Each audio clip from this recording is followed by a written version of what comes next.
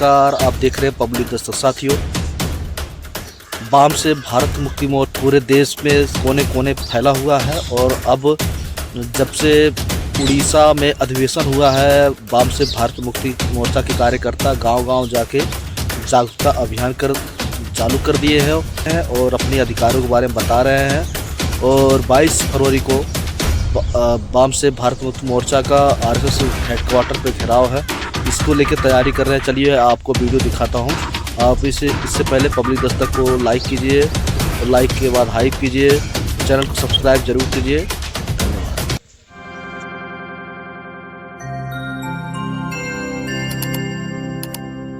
चले कि ये मूल निवासी महिलाओं पढ़ लिखे ना पाए, यानी हम क्या कर रहे हैं, हमारा उद्देश्य क्या है, इस बहुजन के प्रति वो हमारे घर की महिलाओं को भी ना पता चले। उनको एक तरीके से कैद करके ब्राह्मण ने रखा, तमाम तरीके से उनको प्रताड़ित किया और हमारे समाज के महिला पुरुष पूरे समाज को उसने प्रताड़ित किया। ये तो हमें और आपको सबको पता है। व्यवस्था, मनुवादी व्यवस्था बहुत ही कठिन थी उस समय हमारे समाज की लोगों को सरेआम रास्ते पे चलने का अधिकार नहीं था। हम रोड पे नहीं चल सकते थे। जैसे आज हम सरेआम बाबा साहब के संविधान के वजह से आज आप लोगों के बीच में टाई और सूट में आए हुए हैं, मगर जब मनुस्मृति कानून था उस समय हम अच्छा कपड़ा नहीं पहन सकते थे, हम अपनी बात को भी नहीं रख सकते थे। उस समय शूद्र का जो काम था वो शिक्षा नहीं ले सकता था, और शिक्षा नहीं ले सकता था तो शिक्षा दे कैसे सकता है? नहीं, जब वो शिक्षा लेगा नहीं तो अपने समाज को जागरूक कैसे करेगा? वो करता क्या था, उसका नियम ये था मनुस्मृति में, अगर आप शिक्षा लेते हुए पकड़े गए तो आपका जिह्वा काट लिया जाएगा, और आप अगर शिक्षा देते हुए पकड़े गए तो आपका हत्या कर दिया जाएगा। आप शिक्षा क्यों सुन रहे हैं, अपने कहीं अगल बगल चोरी चुपके सुन रहे हैं, तो अगर आपको पता, ब्राह्मणों को पता चल गया तो आपके कान में वो शीशा पिघला के डाल दिया जाता था। ये था हमारी सामाजिक व्यवस्था मनुस्मृति के अनुसार। और हम क्या करते थे, हम उनकी सेवा करते थे। जैसे यादव भाई क्या करते थे, गाय भैंस पालते थे। हमारे समाज के यादव भाई गाय भैंस पालते थे, यानी पशुपालन करते थे, और जो दूध दही होता था उनके घर पहुंचाते थे। और हमारे यस्सी भाई क्या करते थे, का काम करते थे। वो भी सी को उसने सछूत रखा था, यस्सी को अछूत, यानी वो अंदर नहीं जा सकता था, बाहर का वो द्वारा वगैरह साफ सफाई कर सकता था। और वो भी सी चूंकि उसको व्यवस्था बनानी थी, वो भी सी का भाई अंदर भी जाए और बाहर भी, क्योंकि उसका छुआ उसको खाना था। अरे भाई, सबको अगर वो अछूत बना देता तो उसकी ये कैसे चलता? भोजन व्यवस्था भी तो चलना चाहिए। तो इसलिए हमारे घर का वो राशन ले सकता था, हमारा दूध दही वो लेकर के इस्तेमाल कर सकता था, मगर मेरे घर का बना हुआ भोजन वो नहीं कर सकता था। वहाँ हमको ये मतलब छुआछूत में रखा, मगर थोड़ा अंतर किया। ये तो मनवाद की व्यवस्था में बहुत सारी जटिलताएं थे। हमारे समाज की महिलाओं को स्तन ढकने का अधिकार नहीं था। शायद आप लोग कभी सुने हो सोशल मीडिया के माध्यम से या कभी ऐसे प्रोग्रामों में, उस समय ये अधिकार नहीं था हमारे समाज की महिलाएं स्तन ढक सके। आप सोच लीजिए, इतना घिनौना उस समय कानून था, जिंदा जला दे, इतना वाहियात कानून था, वाहियात व्यवस्था थी। इस व्यवस्था को लोगों को मजबूरन हमारे लोगों को स्वीकार करना पड़ा था। हमारे समाज की महापुरुष महिला नांगली जी, उन्होंने स्तन ढकने की वजह से, चूंकि स्तन क्यों नहीं लोग ढकती थी हमारी महिलाएं, क्योंकि अगर वो स्तन ढकेंगे तो उनको टैक्स देना पड़ता था। तो चूंकि टैक्स देने के लिए हमारे पास कुछ हुआ नहीं करता था, इसलिए वो स्तन को नहीं ढकती थी और ऐसे सरेआम पुरुषों के बीच में चलती रहती। ये हमारी मजबूरी थी, हमारी लाचारी थी, क्योंकि हम मनुस्मृति के कानून से बंधे थे। अनेक समस्याएं थी, कितना मैं आप लोगों के सामने में कुछ चीज़ें कह ही नहीं पा रहा हूँ कि इतनी समस्याएं थी उस समय में। हमने मतलब इतिहास का अध्ययन किया। इतिहास में जब अध्ययन किया तो ऐसी चीज़ें, ऐसी परंपराएं पाई गई कि हमारे एससी ओबीसी समाज की जब कोई भाई शादी करता था, शादी करके अपनी पत्नी को अपने घर लाता था, तो पहले 3 से 7 दिन उसको ब्राह्मणों की सेवा देनी पड़ती थी, यानी ब्राह्मणों के घर रहना पड़ता था। ये मनुस्मृति की व्यवस्था थी। अब आप अंदाज़ा लगा दीजिए वो समय कैसा रहा होगा। हमारे शूद्र भाई, हमारे SC ST OBC के लोगों ने क्या क्या दिन नहीं देखा है। क्या क्या दिन नहीं देखा। यहाँ तक हमने सुना है कि लोग, इतनी गरीबी थी, इतना खाने पीने का अभाव था कि लोग गोबर, जो बैल उस समय दौरी हुआ करती थी, और बैल जो अपना मतलब गोबर करता था, उस गोबर को सुखा करके उसमें से जो अनाज निकाल करके उस अनाज को सुखा करके और पीस करके लोग ये खाते थे। ये था समय, ये समय हमारे लोगों ने देखा, क्योंकि हम अधिकार वंचित थे, हमारे पास कोई अधिकार तो नहीं। हम लोग के सामने हाँ देखिए चाचा जी ये बता रहे हैं कि हाँ, आपके सामने गुजरा हुआ है, इसलिए आज उदाहरण भी नहीं मौजूद है। हम अगर ऐसे कहते तो आज अगली जब पीढ़ी आएगी, आप लोगों की बाद की पीढ़ी, हो सकता है आप लोगों में कोई एक चीज जानता हो, लेकिन इसके बाद वाली पीढ़ी ये मानने को नहीं तैयार होगी कि हमारे समाज के साथ ऐसा भी व्यवहार होता था। हम गोबर से अनाज निकाल करके उसको धो करके सुखा करके खाते थे। लेकिन देखिए आज उदाहरण है, क्योंकि हमारे बुजुर्ग लोग हमको बताए हैं ये चीज़, तब मुझे मालूम है ये दिन भी हमारे समाज को देखा। अब बताइए, इससे भी बुरा दिन देखना चाहते हैं क्या? यही दिन देखना चाहते हैं वापस? ये तो रहा बाबा साहेब जैसा विद्वान हमारे देश में पैदा हो गया, और बाबा साहेब जैसा त्यागी व्यक्ति पैदा हो गया, जो कि हमारे समाज की व्यवस्था 360 डिग्री से बदल दिया। बाबा साहब के साथ कम अन्याय हुआ। जिस स्कूल में पढ़ते थे उनको अकेले बाहर बैठाया जाता था, उस स्कूल में उनको पानी वो नहीं पी सकते थे। पानी कोई ब्राह्मण का या कोई सबड़ जात का बच्चा जाकर के वो टोटी खोलता था तो जाकर के दूर से वो पीते थे। ये कहानी थी। और यही नहीं, जब बाबा साहब उस समय के सबसे मतलब टॉपेस्ट नौकरी करने भारत आते हैं, तो उस समय बाबा साहब के साथ इतनी मतलब छुआछूत और दुर्व्यवहार किया जाता है। आज का जिला अधिकारी के साथ अगर छुआछूत कर दिया जाए, ये संभव है। लेकिन उस समय भारत में पहले आईएएस थे बाबा जी, और बाबा जी के साथ जब वो अपना ज्वाइन किए नौकरी, तो नौकरी ज्वाइन करने के बाद बाबा साहब को पहली बात तो रहने के लिए कहीं रूम नहीं मिल रहा था। अब क्योंकि हमारे समाज के पास तो इतनी व्यवस्था थी नहीं, हमारे समाज के लोग उस समय शहरों में नहीं हुआ करते थे, हमारे समाज के लोग ऐसे गाँव में। आप देखिए हमारी स्थितियाँ दिनहीन हम लोग बने हुए हैं, तो उस समय हमारी स्थिति क्या रही होगी। बाबा साहब यहाँ रूम लेने जाते थे, उनको अछूत करके कोई रूम नहीं देता, क्योंकि ये अछूत थे तो इनको रूम नहीं मिलता था।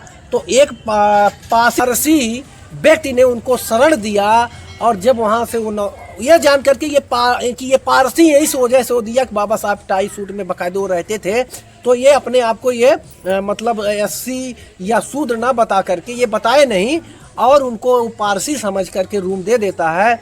फिर बाबा साहब नौकरी करने जब जाते हैं तो बाबा साहब के साथ इतनी मतलब दुर्व्यवहार किया जाता। वहाँ का चपरासी जब वो फाइल मांगते थे तो फाइल ऐसे दूर से फेंकता था। उनको प्यास लगी, जब चपरासी से पानी मांगे तो वहाँ से चला गया। ये दिन उनको देखना पड़ा। अब आप सोच लीजिए, बाबा साहब जैसा महापुरुष, महान व्यक्तित्व, 32 डिग्रियों के ज्ञाता और विश्व के 6 विद्वानों में एक, अगर उनके साथ ऐसा दुर्व्यवहार हो सकता है तो हम लोग किस खेत की मूली हैं। ये तो रही मनुस्मृति व्यवस्था, तमाम इसमें व्यवस्थाएं हैं, उतना तो मैं भी नहीं जानता, लेकिन कुछ चीज़ों को मैं शॉर्टकट में आप लोगों को संक्षेप में बताया। अब जो वर्तमान व्यवस्था चल रही है, वर्तमान व्यवस्था प्रत्यक्ष या परोक्ष रूप में मनुस्मृति लागू करने की प्लानिंग चल रही है। आज आपके संविधान को खत्म किया जा रहा है। अब सरेआम सांसद विधायक, भाजपा के सांसद विधायक, भाजपा आरएसएस के लोग या भाजपा से रिलेटेड तथाकथित ब्राह्मणवादी लोग हमेशा संविधान को खत्म करने के लिए एकदम उसके पीछे पड़े हुए। आप लोग शायद सुनते भी हो कि संविधान को खत्म करने के लिए वो एकदम आतुर है। अगर इस बार उसको 2/3 बहुमत अगर आ गई होती तो हम लोग आज संविधान खत्म हुआ देख रहे होते। आप सोच लीजिए कितना उसकी मतलब घातक सोच है, कितनी गंदी सोच है इस मूल निवासी बहुजनों के प्रति। वो कीड़े मकोड़े के समान हमको आपको समझता है, और वही मनुस्मृति पुनः लागू करने की पूरी उसकी प्लानिंग है। आज जो व्यवस्था है वर्तमान में, अगर हम बात करें, जो भी सबसे बड़ा जो हमारा अधिकार है, अधिकार क्या है? प्रतिनिधि चुनने का अधिकार और प्रतिनिधि बनने का अधिकार है या नहीं है? आज हम प्रतिनिधि खुद बन सकते हैं, यानी चुनाव लड़ सकते हैं, और कोई हमारा भाई चुनाव लड़ रहा है तो उसको हम वोट दे करके प्रतिनिधि चुन सकते हैं। लेकिन क्या आज हम प्रतिनिधि वास्तव में रियलिटी में चुन सकते हैं? आप लोग बताएं। नहीं चुन सकते, क्योंकि आज ईवीएम रूपी मनुस्मृति है। पहले क्या था? मनुस्मृति कानून था, तो आज दूसरे तरीके से ईवीएम रूपी मनुस्मृति है। पहले हम लोग क्या करते थे? बैलेट पेपर पे वोट मारते थे। मान लीजिए ये बैलेट पेपर हो गया, ऐसे इसको हम बैलेट पेपर समझे, इस पे हमने वोट मारा, ठीक? तो हमने जिसको दिया, मान लीजिए हमने गधे को वोट दिया, तो ये दिख रहा नहीं गधे को दिया गया है, तो हम संतुष्ट हुए कि नहीं संतुष्ट? फिर हम क्या करते हैं? उसको ऐसे फोल्ड करते हैं, फिर आगे भी फोल्ड करते हैं, उसके बाद उस फोल्ड करके उसको हम क्या करते हैं? बैलेट पेपर बॉक्स में डाल देते हैं। जब डाल देते हैं तो हमको पूर्ण संतुष्टि हो जाती है कि हमने जिसको वोट दिया वो वोट उसी को मिला, यानी कि हमने अपना प्रतिनिधि चुन लिया। ये था हमारा अधिकार। लेकिन क्या आज है भैया? नहीं है। अच्छा, उसमें एक और खासियत हुआ करती थी बैलेट पेपर में। बैलेट पेपर की सबसे जबरदस्त खासियत क्या हुआ करती थी कि एक भौतिक साक्ष्य मौजूद होता था। अगर कोई व्यक्ति कहता है कि मुझे संशय है, मैं मतलब गलत काउंटिंग हो गई, मतगणना सही नहीं है, तो उसकी रिकाउंटिंग संभव थी, क्योंकि उसमें भौतिक साक्ष्य होता था। लेकिन क्या ईवीएम में कोई भौतिक साक्ष्य है? ईवीएम में सिर्फ क्या होता है? अंक दर्ज होता है। उसमें कितना वोट है, किसका है, कितना। जैसे मान लीजिए हाथी का कितना वोट है, मान लीजिए 2 लाख, हाथी का दर्ज हो गया। साइकिल का कितना वोट है, मान लीजिए 3 लाख, 3 लाख दर्ज हो गया। मान लीजिए कमल का फूल का कितना वोट है, 3.5 लाख, वो दर्ज हो गया। मान लीजिए कांग्रेस का कितना वोट है, 1.5 लाख, वो दर्ज हो गया। ऐसे सिर्फ संख्या दर्ज होती है। और वाम सेप के बहुत लड़ने के बाद कोर्ट से लगातार मतलब मुकदमा करके उस पर पहल करने के बाद वीवीपैट लाया गया। वीवीपैट के तहत पर्ची जो बाहर आप लोग निकलती है ना, और 7 सेकंड के लिए आपको दिखाया जाता है, तो उस पर्ची की भी मिलान होता क्या? नहीं होता। अगर रिकाउंटिंग की भी बात आ जाए तो सिर्फ 5% पर्ची का मिलान होता है।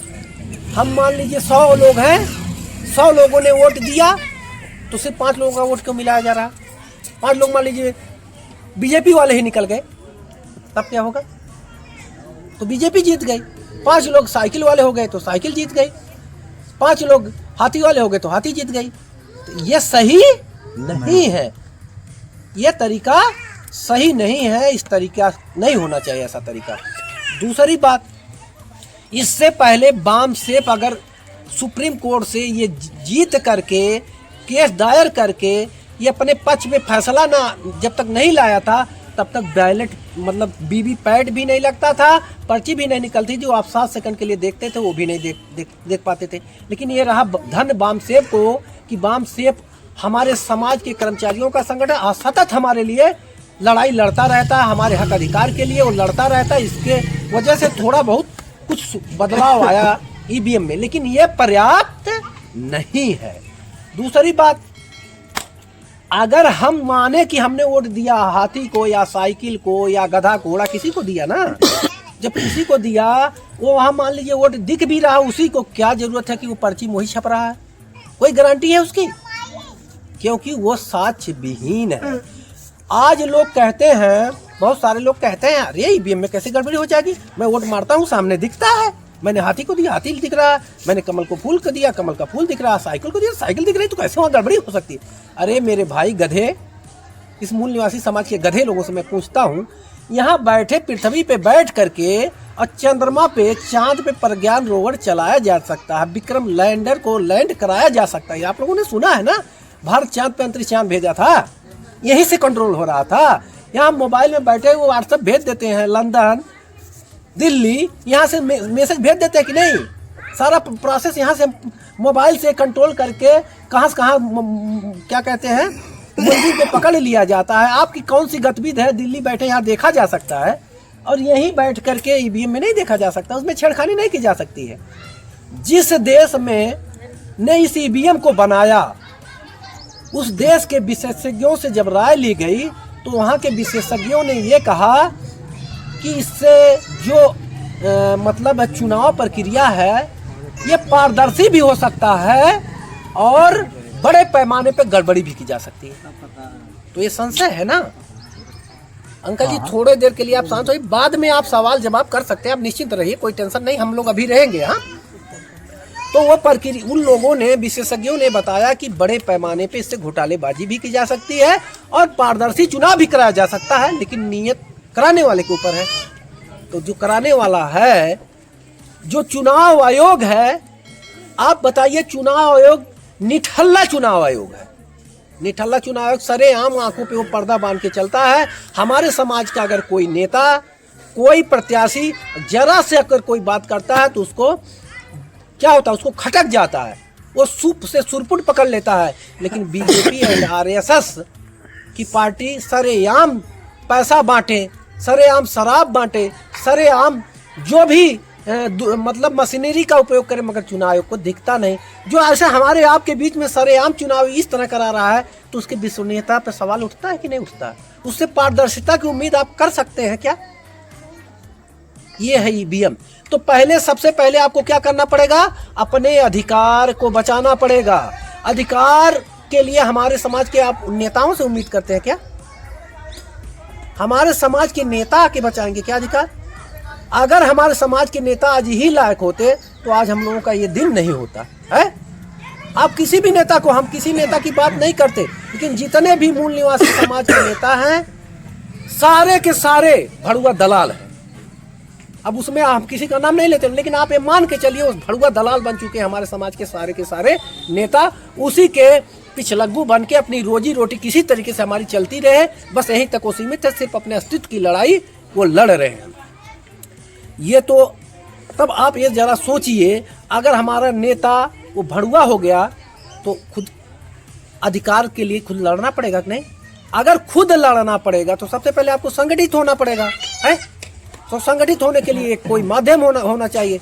तो संगठित होने के लिए हमारे पास माध्यम है, मैं आगे उस पर चर्चा करूंगा। लेकिन थोड़ा सा मैं अब वर्तमान सामाजिक व्यवस्था पर आप लोगों को मैं थोड़ा सा शॉर्टकट में बताना चाहूँगा कि वर्तमान सामाजिक व्यवस्था क्या है। आप लोग देखते होंगे, दलित समाज का कोई दूल्हा जब शादी करने जाता है, बैंड बाजे के साथ जाता है, और कहीं इसके साथ वो घोड़ी पे भी बैठ लिया तो सवर्णों, खासकर ब्राह्मणों के छाती पे सांप लौट जाता है। सुना है कि नहीं कभी आप लोगों ने? कोई न्यूज देखा, सुनते हैं ना? जब हाँ, सांप लौट जाता है थोड़ा, और सांप जब लौट जाता है तो हमारे समाज के जो दलित भाई हैं उनके साथ मारपीट की जाती है।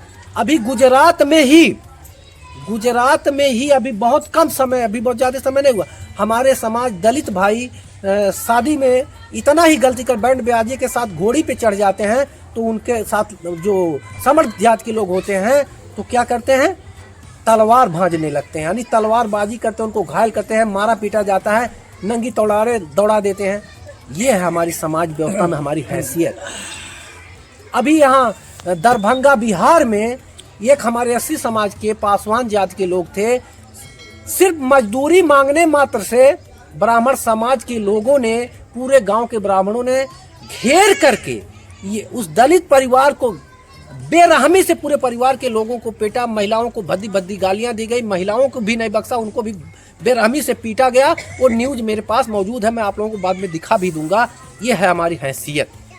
हाँ, हमारे समाज के नेता ऐसे मुंह बाय पड़े रहते हैं, हम लोग उनका अंधभक्त बन के गुणगान करते रहते हैं। ये हमारी बहन जी है, अखिलेश जी हैं, हम इनको वोट करते हैं। ये हमारे चंद्रशेखर रावण है, वो लोग ऐसे मुंह बाय पड़े रहते। फिलहाल मैं उस सब्जेक्ट में मैं थोड़ा सा इशारा किया कि हमारी हैसियत अभी इस संविधान लागू होने की 21वीं सदी में हमारी हैसियत ये है।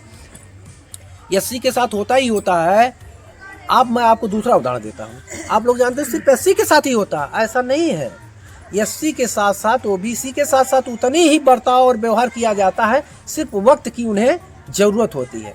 हमेशा वक्त और इतिहास अपने आप को दोहराता है। ब्राह्मण हमेशा वक्त का इंतजार करता, हमारी आपकी तरह ऐसे सरेआम नहीं वो दौड़ पड़ता, वक्त का इंतजार करता है।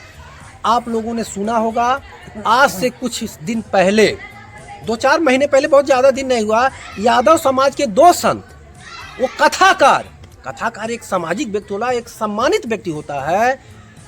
हमारे समाज के लोगों में जा करके वो कथा कहता था, निढल्ले से वो मान सम्मान पैसा ऐंठ रहा था। यही करते हैं ना कथाकार लोग, वो अपने आप को सम्मानित समझ रहा था, और गलती बस किसी ब्राह्मण के बुलावे पे, उसके निमंत्रण पे ब्राह्मण के यहाँ भी भागवत कथा कहने चला जाता है। और ब्राह्मण तो हमारी आपकी तरह भोला भाला है नहीं, वो तो सब कुछ जानना चाहता है कि ये बाबा जी कहाँ के हैं, जो हमारे संत महात्मा हैं, ये कहाँ से आए हैं, किस जाति से हैं, सब कुछ वो पता करता ना। जब उसको ये पता करने के दरमियान उसको ये पता चला कि ये यादव जी हैं, तो उसके समझ में ये आया, ये साला हीरा हमारे घर कथा कहेगा, हो ब्राह्मण को अहिर कथा सुनाएगा। उसने क्या किया, आप लोगों को सब शायद न्यूज के माध्यम, उसने क्या किया, उनकी चोटी काट दी। और यही नहीं, उनको कि ये शूद्र ने जघन्य अपराध किया, क्योंकि अहिर को वो शूद्र मानता, शूद्र है भी, जो मनुस्मृति के अकॉर्डिंग वो भी शूद्र ही है। आप अंतर क्या, सछूत और अछूत, शूद्र वो भी है। तो शूद्र और एक ब्राह्मण को कथा सुनाएगा तो उसका मतलब अपमान जो उसका किया ब्राह्मण व्यवस्था का, तो उसकी सजा भुगतनी पड़ेगी ना। उस सजा को उसको अब नहीं कहना चाहिए, महिला के पेशाब से जो हकीकत है उसको बताना पड़ेगा ना। वो शुद्धिकरण किया जाता, उसको चटाया भी जाता, उसी से उसका बार छिला जाता है। ये दिन है आज ओबीसी की सबसे पावरफुल जात यादव बिरादरी की। तो आप लोग खुद सोचिए कि आप लोगों के साथ कितना प्रताड़ना वो कर सकता है। ये लोग अपने आप को बहुत 30 मार खा समझते हैं ना, लेकिन उनकी हैसियत ये है। उसके बाद देखिए, ज़्यादा दिन नहीं बीता, मध्य प्रदेश में एक हमारे जैसे एक नवयुवक को, जैसे हम आज, तो एक नवयुवक को ये कहा करके उसकी चुर्की उखाड़ ली जाती है, क्योंकि उसने चुर्की रखा, कल को तुम आज चुर्की रखा रखे हो, कल को क्या करोगे, हमारा रोजी छीनोगे, तुम भी कथा भागवत करोगे। ये है इस हमारी ओबीसी समाज के सबसे पावरफुल जात यादव बिरादरी। तो आप लोग देखिए, ये है सामाजिक व्यवस्था। तो सामाजिक व्यवस्था ये मनुस्मृति प्रत्यक्ष या परोक्ष रूप से लागू है। इस मनुस्मृति को आप, ये दो तरीका है, या तो मान सम्मान का घूंट पी लीजिए, अपमान सहते रहिए। दूसरा ये तरीका है, जाग जाइए, अपना स्वाभिमान, मान सम्मान, स्वाभिमान, हक अधिकार लेने के लिए मैदान में आइए। यही है व्यवस्था। या तो स्वीकार कर लो, जैसे हमारे पूर्वजों ने स्वीकार किया, उसकी दास्तां हम लोगों को आज तक झेलनी पड़ रही है। वो तो बाबा साहब जैसा था कि एक स्वाभिमानी, उनके साथ जो जातियाँ हुई वो उन्होंने देखा कि अगर मेरे साथ हुई तो हमारे समाज के अन्य लोगों के साथ ना हो, इसलिए उन्होंने पूरा अपना जीवन कुर्बान कर दिया इस समाज के लिए। तो आप लोगों से मैं यही अपील करता हूं कि हमारे समाज में वाम से जुड़ा हुआ संगठन बहुजन क्रांति मोर्चा है, भारत मुक्ति मोर्चा है, बाबा साहब का बनाया हुआ संगठन शेड्यूल कास्ट फेडरेशन है, राष्ट्रीय मुस्लिम मोर्चा, ऐसे करके 89 संगठन वाम के साथ जुड़े हुए हैं, यानी उसके सहयोग में जुड़े हुए हैं। अब उन सहयोगी संगठनों में जो संगठन आपको अच्छा लगे, उस संगठन के साथ आप जुड़ करके अपने हक और अधिकार के लिए मैदान में आए।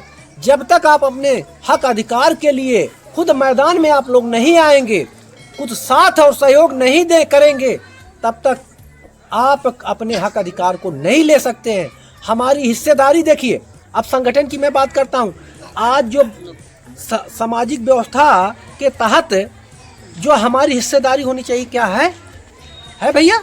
नहीं, हमारा जो हिस्सेदारी है, चाहे वो नौकरी की बात ले लीजिए, चाहे हायर नौकरियों में तो कुछ भी नहीं है। हायर, आप देखिए हायर नौकरियां क्या है, जो हाई कोर्ट, सुप्रीम कोर्ट में जजेज हैं, उनमें हमारी संख्या 1% भी नहीं है।